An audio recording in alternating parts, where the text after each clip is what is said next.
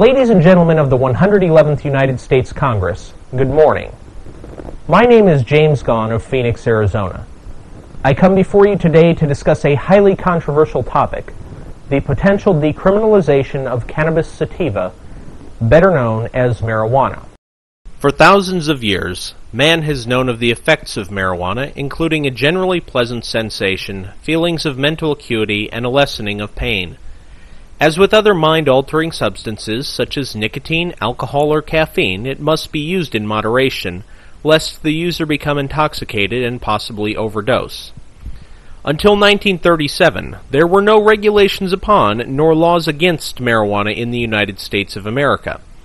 However, beginning in 1933, newspaper magnate William Randolph Hearst, fearing that paper made from hemp would drive his wood pulp paper mills out of business, began what can best be described as a campaign of terror against hemp and all plants in its family, marijuana included. Using propaganda such as the 1936 film Reefer Madness, Hearst placed pressure on lawmakers all the way up to and including President Franklin Delano Roosevelt until in 1937 the 75th Congress passed the Marijuana Tax Act of 1937. While this act did not specifically make marijuana illegal, it did place such restrictions on the growth and sale of it as to make the legal usage of marijuana practically impossible.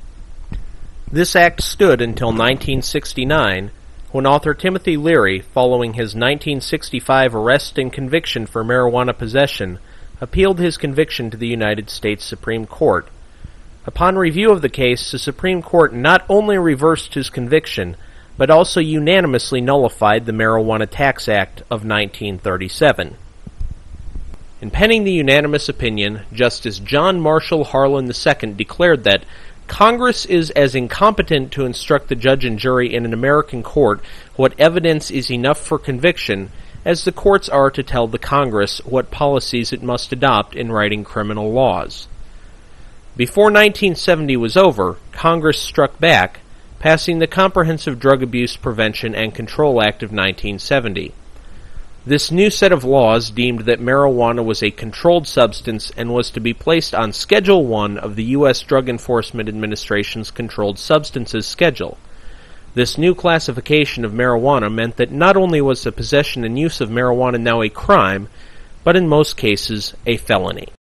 39 years later, the time has come to decriminalize marijuana. No longer does William Randolph Hearst rampage across the political landscape, bending Congress to his will. No longer is marijuana the boogeyman portrayed in the propaganda of the 1930s. In fact, today marijuana is considered to be not only less damaging than the nicotine and carcinogens contained in tobacco cigarettes, but in certain medical cases is considered to be a reasonable alternative medical supplement.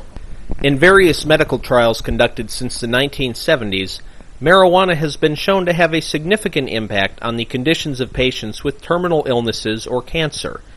AIDS patients have shown a marked decrease in chronic pain when marijuana is ingested, and cancer patients undergoing chemotherapy treatment have shown a remarkable drop in the incidence of chemotherapy-induced nausea and vomiting when marijuana is ingested prior to the treatment.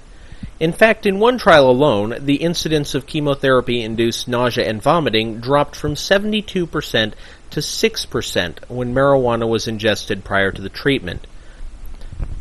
Of course, the legalization of marijuana would have other benefits as well. Currently, law enforcement agencies in the United States spend approximately $7.1 billion annually on marijuana enforcement costs alone. Of this, $3.7 billion is spent on police costs, an amount that could put an additional 74,000 police officers on the streets of America. $3.1 billion is spent on prison costs, and were marijuana to be legalized, not only would the prison system save that amount each year, but without the 800,000 annual marijuana arrests in the United States, the prisons would also be far less crowded. In addition, the legalization of marijuana could have a highly positive impact on the national security of the United States. Currently, the cartel-run marijuana trade between Mexico and the United States nets anywhere between $15 and $25 billion per year.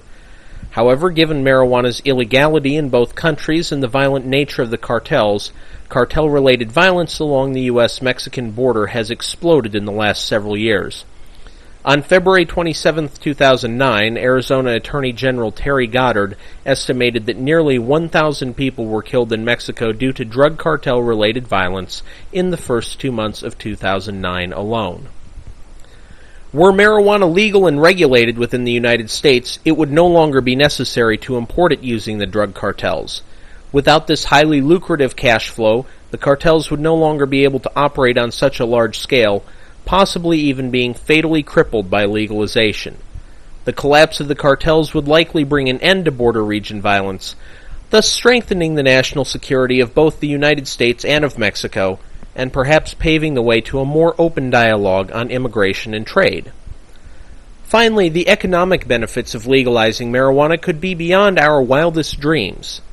In addition to saving more than $7 billion annually on law enforcement costs, one California state assemblyman has estimated that legal marijuana could bring in $1.2 billion in California tax revenue alone, not to mention an additional economic impact of as much as $18 billion based on the profits of marijuana sales and associated business ventures. Expand the scope of marijuana legalization beyond simply California, and the potential economic windfall of marijuana legalization could be an incredible boon to the United States of America. And so, ladies and gentlemen, the time has come to ask yourselves, is it worth it to perpetuate the criminalization of this drug? Or has the time come to recognize that the benefits outweigh the consequences and end a 72-year-long reign of ignorance?